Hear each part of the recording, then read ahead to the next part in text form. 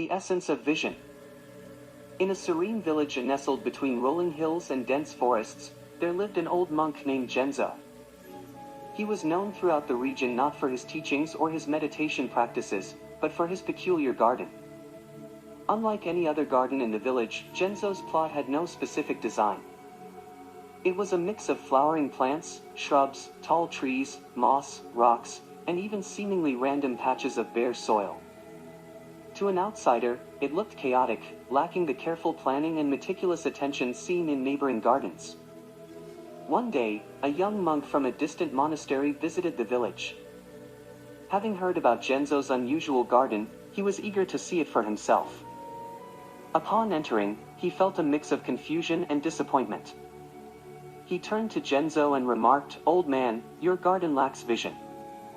It is disorderly and has no theme or structure."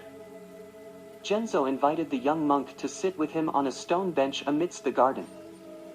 They sat in silence, observing the dance of butterflies, the chirping of birds, and the gentle sway of flowers in the breeze. After a while, Genzo finally spoke. "What do you see?" The young monk hesitated. "I see a garden without direction, a mishmash of elements." Genzo nodded and pointed to a tall tree. "That tree was a sapling when I first planted this garden. I never intended for it to grow so tall, but it did, and now it provides shade." He then gestured towards a moss-covered rock. "I did not plant this moss, yet it found its home on this rock. It brought a softness to the rough stone."